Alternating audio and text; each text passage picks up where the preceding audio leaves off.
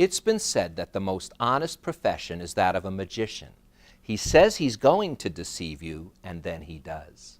Well, we're in for a special treat today when one of the most talented and respected close-up magicians, Brian Markenson, joins us to discuss his art and philosophy about this ancient profession, while also having a few tricks up his sleeve.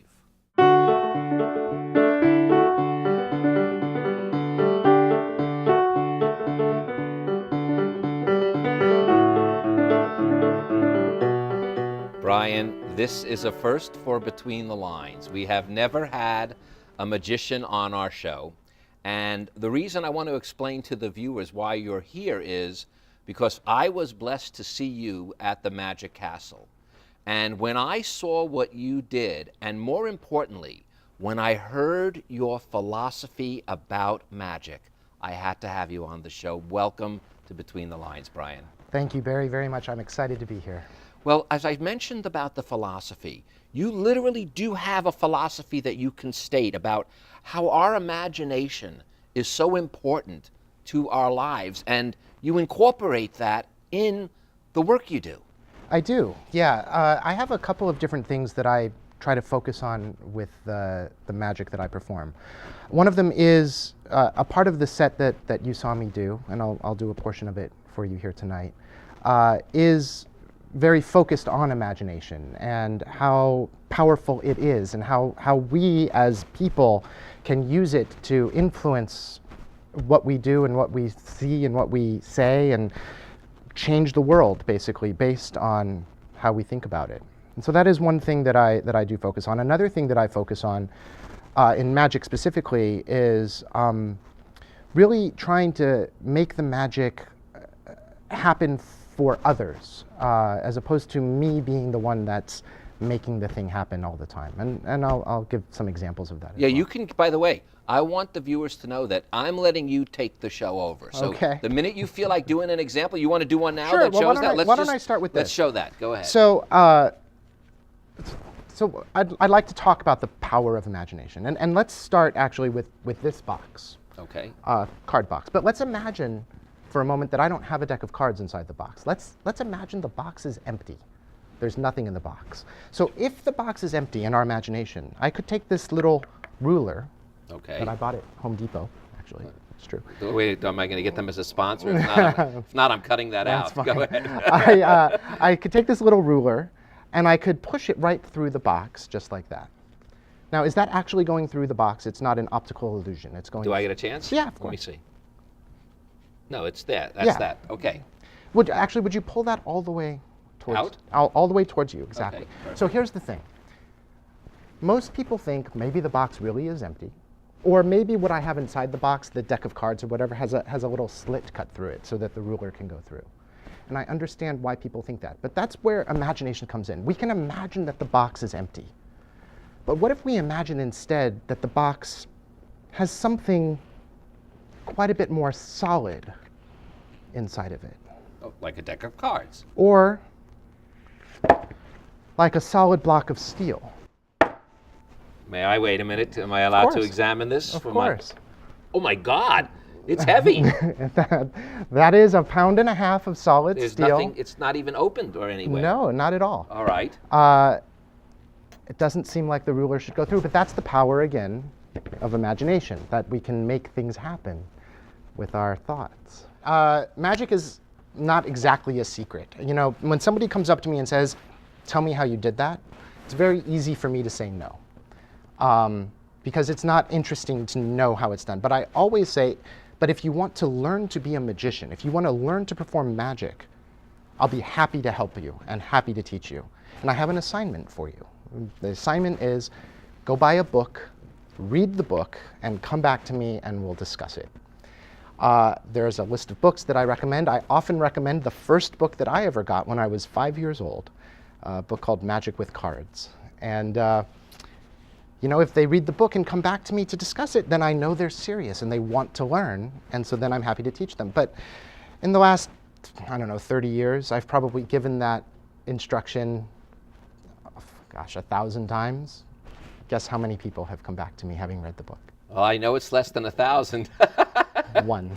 Really? At least, well, and by the way, did you work with him? I did. Or her? I did, and then he lost interest about 6 months later. Well, that's the other thing. You said, what was it that you told me? A friend of yours, a magician friend of yours, said, if you want to be a magician, suck at sports. That's right. Because you said that most magicians really are, and I say this in the highest regard, nerds. They are into things that are mental, and like they're mathematicians, they're scientists or computer scientists. They have that form of a personality. You also are proud of that. They're gamers. One of the things you love to do. That is true.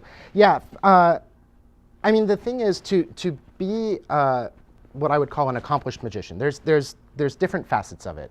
First of all, there's the method and the technique. And that just comes with practice. And you have to practice. I've practiced since I was 5 years old to be able to handle cards the way I do and do other things like that. And that level of dedication and practice is hard to take as a teenager if you're out, being social with everyone all the time. A lot of great magicians, lock themselves in their room with a deck of cards for a long time.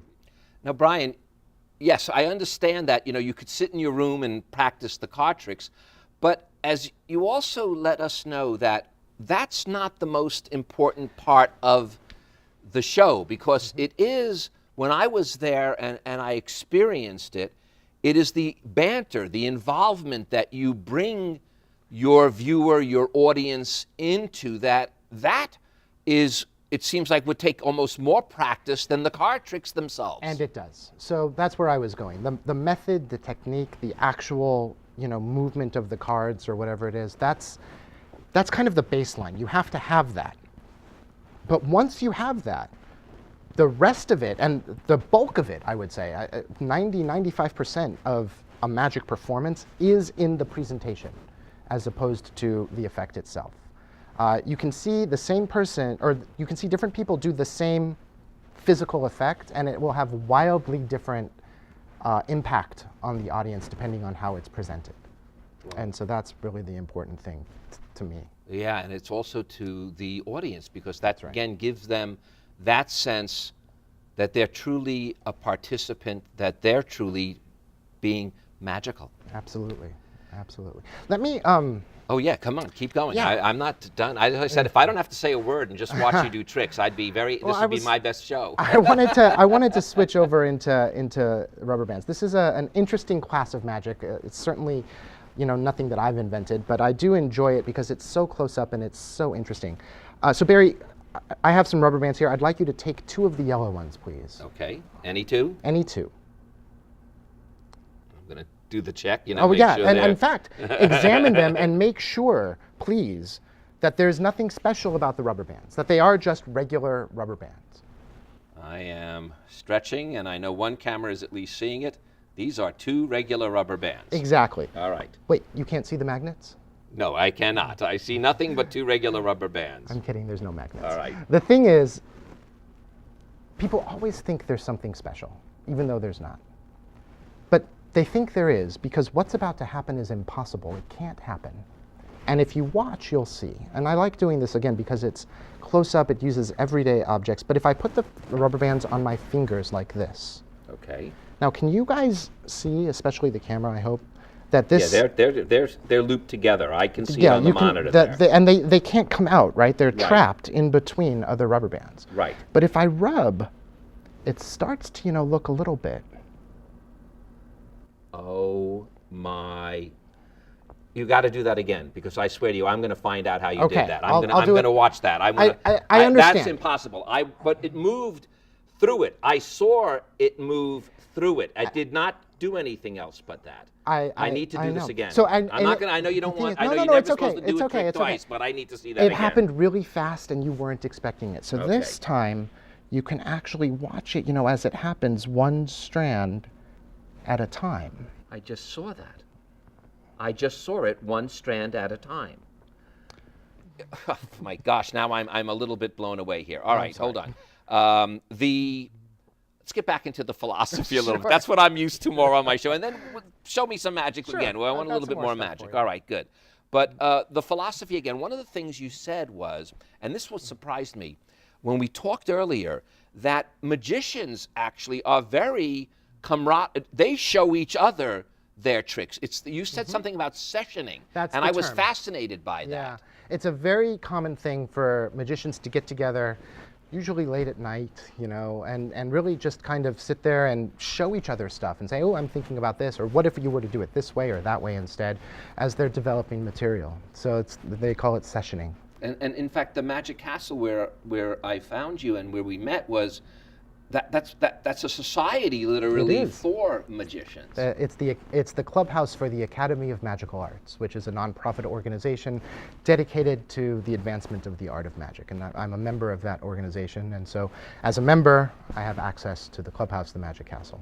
So this is a bit from my set that I do at the Magic Castle when I perform there in the impromptu areas or in the close-up gallery, which is where they generally book me.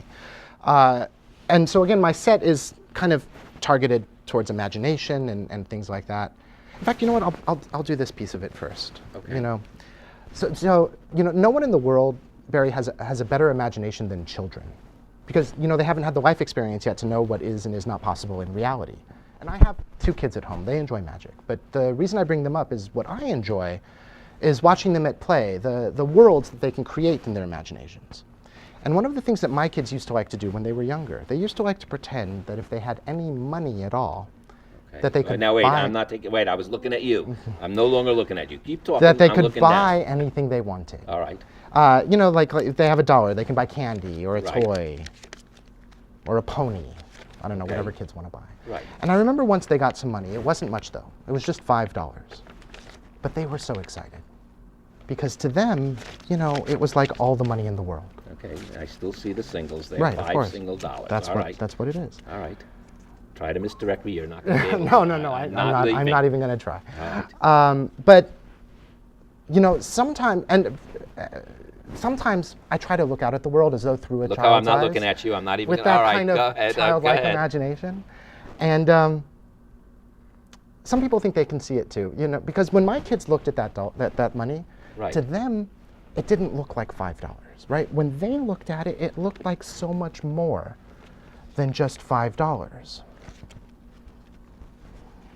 Can I? Sure, of course. Does that look real? We'll see if I can spend it or not. Well, let me. This is real. I mean, it looks real. It is real. No, I mean, at least unless it's a great counterfeit. I mean, it looks real. I did you know, not take my. it- Well, I I must know, have. I it- must it have. I know you feels said I real. misdirected somehow. All right.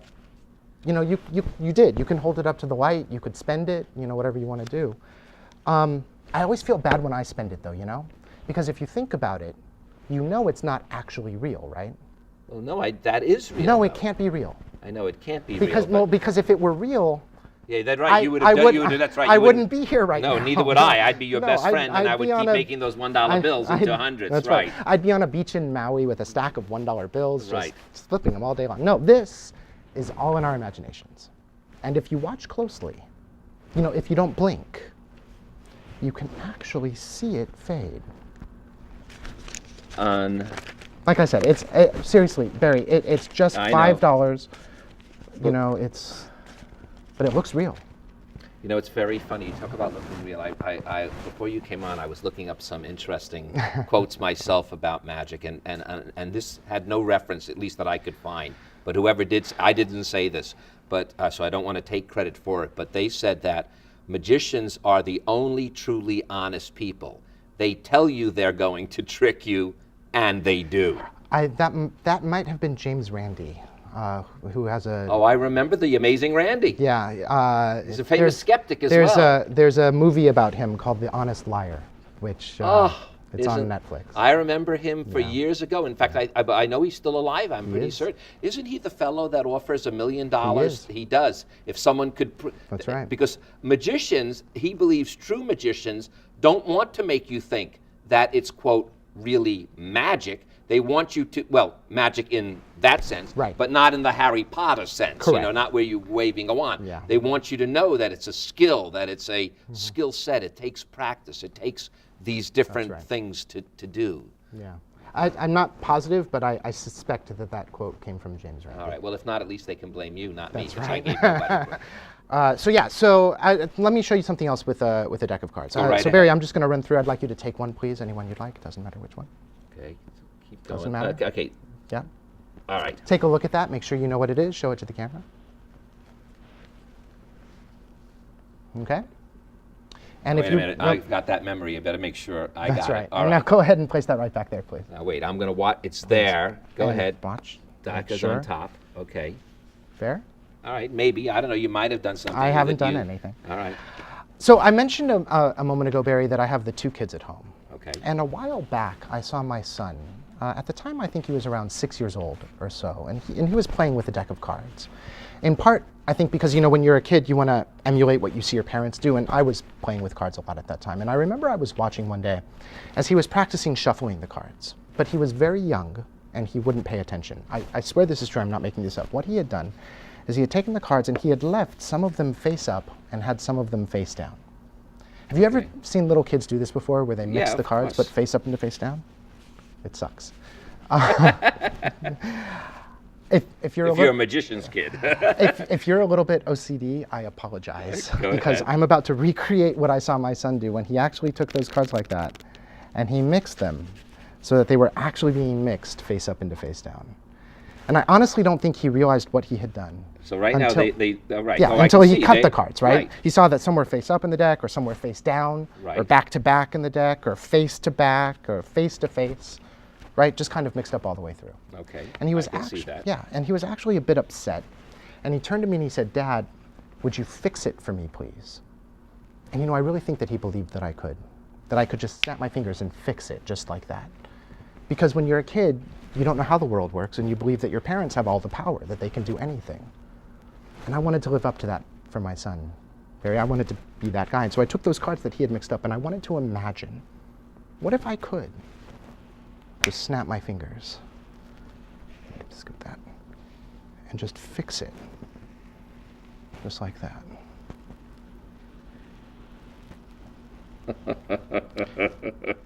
But a moment ago, you selected a card. And Yeah, well, now it's- imagination's not just for kids, though. It's for you, too. Right. And I'd like you to use your imaginations. Could you try to picture that card in your mind? Oh yeah, I know it clearly. And but actually it's- really try to visualize it, or try to imagine what it looks like. oh, Try to I- see it. Imagine that card, that one card, that 5 of spades. Right here. My Lord. See, so now even if you did something with the card, then you put it up. Yeah, definitely. We're never doing this again. This is. I'm supposed to be the smart guy around here. What the heck? Brian, Thank you. Brian, Brian, Thank you, Brian, thank you. Brian. What I'm going to do for this is an effect or a card trick that has no explanation. I don't know how or why this works, and it's a bizarre thing.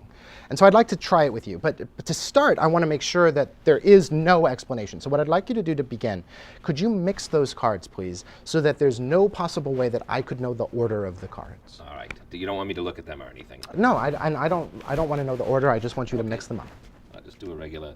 I don't want to miss some. So I'm going to That's just all right. do that That's all right. old-fashioned kind of. So are you shuffle. convinced, though, honestly, that there's no way I could know the order of those cards? Not now, unless they're all Right. the same card or And something you like look that. at Can them. I Make, look at yeah, them? of course. Make sure. Oh no, this is a regular Yeah. deck of cards. Okay. Okay. Yeah, I'll even cut them a few more times. Sure. All right. Okay. So there's no way I can know the order. There's no way. Okay. Good. Because I'm going to have you select a card in a slightly unusual way. Okay. So normally when I have someone select a card, I go like this, and they Right. take the card out. Some people think that maybe I can tell what card it is by looking at the back. I can't, I swear. There are no markings on the back. I don't have special contacts in or anything like that. But just in case you suspect that, I'm going to have you select a card in such a way that I never get to see the back of the card. So instead of going like this, I'm just going to run through like this, Barry. I'm going to ask you to say stop. Stop. Well, not just yet. Oh, okay. And then wherever you stop, that'll be your card. I don't get to see the back of that card. All right. Make sense? Makes sense. All right, so go ahead and say stop anytime. Stop. Do you want that one or do you want to change it? Oh, I'll change it. Okay, I'll keep going. Stop. Do you want this one or do you want to change Yes. it? Can you remember this card? That's why I'm I going to could. I come knew I over, could remember that hopefully one. the camera will be able to see that as well. Good. I don't know if it can. I All right. don't know either, but if not, I do. All right. So you're going to remember that card. But here's the thing. I did not see the back of the card. I can't know what it is. Correct. But you know what I could know? No. I could know where it is.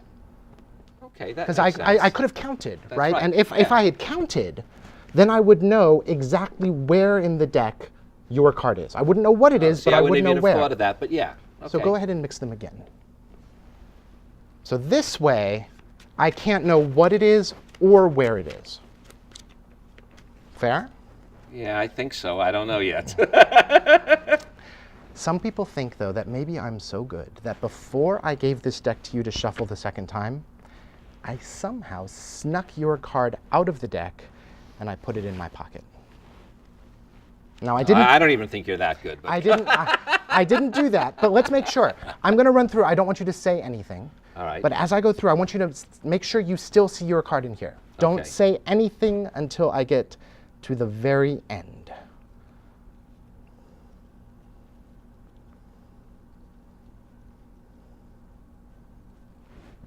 Did you see your card in there somewhere? Yes. Excellent. I'm not going to touch the cards again. I'm just going to set them down there. What I am going to do, Barry, is I'm going to ask you 3 questions about your card. You're going to answer the questions. We're going to inform the deck of your answers in a very specific way that I'll explain.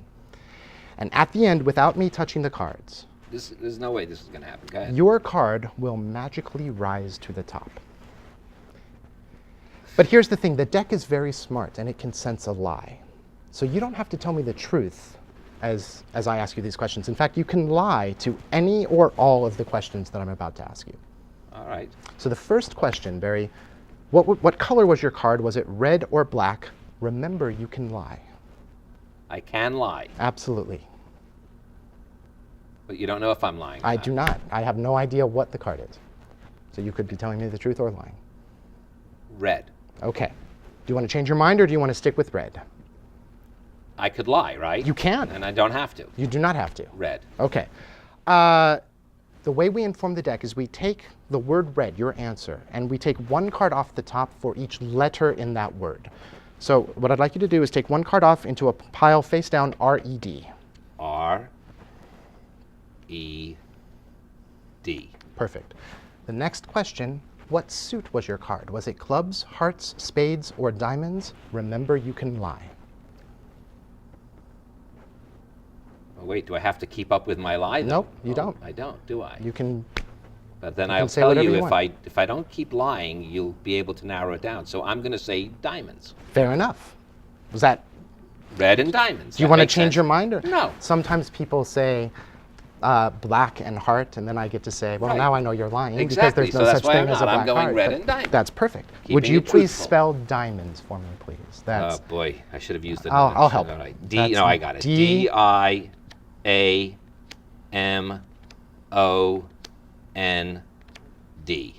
S. Oh, diamonds. Diamonds. Diamonds. S. Okay. Okay. Yeah, I'm satisfied now. Last question. Go ahead. Would you categorize your card as a high card or a low card? You can lie. High. Would you please spell high? H-I-G-H. I am not going to touch those cards. I'm just going to take these away. Okay? Because we did say, I just want to review what we did, Barry. We started by having you shuffle the cards. Right. Then you selected a card in a very fair way so that I could not possibly know what it is. Correct. Then you shuffled again so that I couldn't know where it is. You confirmed that it was still in the deck, and then after that, I have not touched the cards. I did say at the end, after telling the truth or lying, your card would rise to the top. No lies this time. What was your card? King of clubs. So you did lie. I did lie. That's all right. No problem. I said it was allowed. I don't want to touch the cards. Would you please turn over the top card?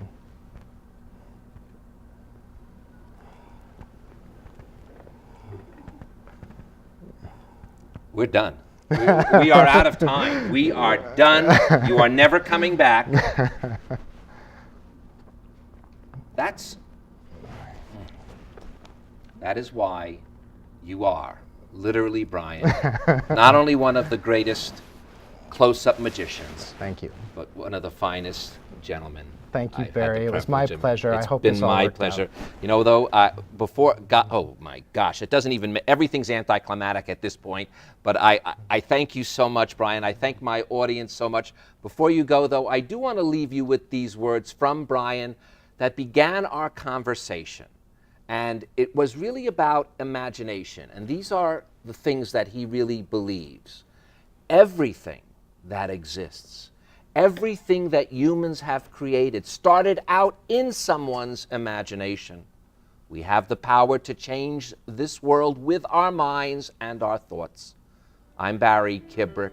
Between everything that exists and that we have created, pay close attention to all you can imagine, for that is truly magical. Thank you, buddy. Wow. Wow, that last one just... To connect with Barry, like him on Facebook and follow him on Twitter @Barry Kibrick. And to contact Barry directly, view past episodes of Between the Lines, and read his weekly blog, visit us at barrykibrick.com.